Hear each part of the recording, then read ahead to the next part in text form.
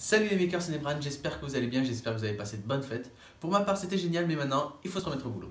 C'est parti.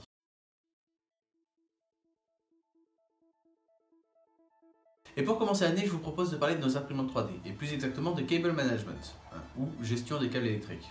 Alors vous n'êtes pas sans savoir que entre les moteurs, les ventilateurs, les sondes, les capteurs, il y a énormément de fils sur une imprimante 3D. Si pour les imprimantes comme l'Anycubic, il n'y a pas de problème de ce côté-là parce que d'entrée de jeu, tous les câbles sont regroupés ensemble, ils sont bien cachés, ils ne vont pas là où ils ne sont pas censés aller, il n'y a pas un fil qui traîne. Ce n'est pas forcément le cas pour les autres imprimantes 3D et principalement pour les kits d'entrée de gamme comme la Neta 8, la Tronxy X3 ou d'autres clones Prusa. Dans ces kits, c'est à vous de vous débrouiller pour faire le cable management et on ne sait pas toujours comment faire.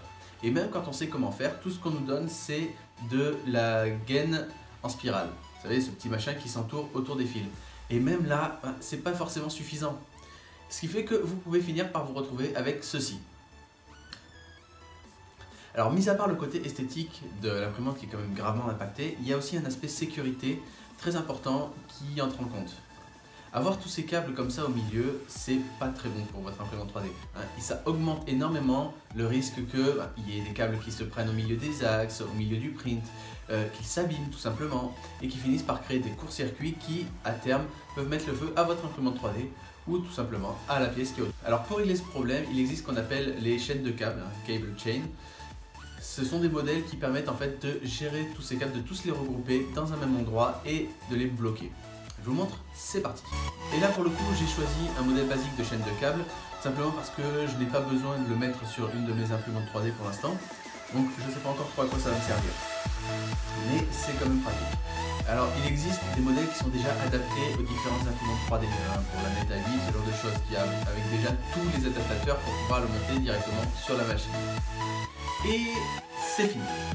Bien, voyons un petit peu comment ça se présente. Donc une chaîne de câbles, comme n'importe quelle chaîne, est composée de maillons. Vous pouvez voir sur la photo un de ces maillons qui a été imprimé. Donc voilà comment ça se présente, c'est tout bête. Vous avez un petit canal dans lequel va passer le câble et tout simplement après vous avez de quoi accrocher ce maillon à tous les autres maillons. Une fois que c'est fait, vous obtenez ceci.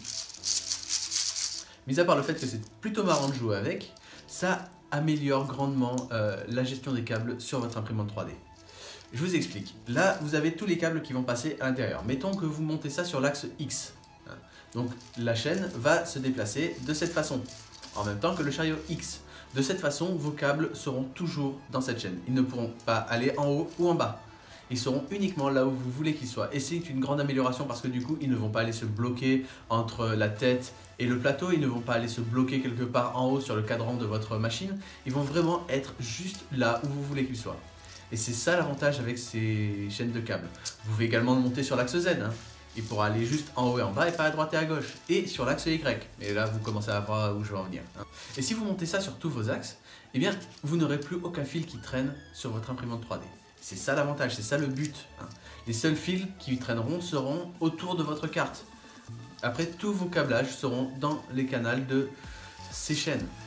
Et là, plus de problèmes, plus de risques. Enfin, il y a toujours un risque, mais vous aurez grandement diminué le risque qu'il y ait quelque chose qui se passe mal au niveau de votre câblage. Et on peut finir par obtenir une imprimante de ce style. Parce que oui, comme je vous l'ai dit, il y a un aspect sécurité, mais je vous ai dit en début de vidéo qu'il y a également un aspect esthétique. Parce que tout de suite, je trouve que ajouter une chaîne de câbles à une imprimante 3D, ça la rend plus sérieuse, plus propre, je trouve. Ça change un petit peu la vision qu'on a. Vous pouvez mettre ça sur une Neta A8, des kits les moins chers qui existent, plutôt potable, mais un des kits les moins chers qui existent. Tout de suite, ça lui donne une autre dimension, ça lui rend quelque chose de plus sérieux, un petit peu plus professionnel et plus propre. Et c'est quand même un aspect qui n'est pas négligeable parce qu'on aime bien nos imprimantes 3D, on veut qu'elles soient belles, c'est normal. Bref, donc c'est tout pour cette vidéo. Je me suis dit que ça serait bien de commencer l'année avec ce genre de modèle, un modèle qui peut s'adapter à nous tous, pas juste à un problème en particulier, et vraiment qui puisse s'adapter à vous tous. Donc je vous mets le lien dans la description. Comme d'habitude, si la vidéo vous a plu, vous pouvez mettre un pouce bleu, la partager, vous abonner à la chaîne si ce n'est pas déjà fait. Quant à moi, il ne me reste plus qu'à vous souhaiter une très bonne année 2018 et je vous dis à très vite pour une prochaine vidéo. Ciao!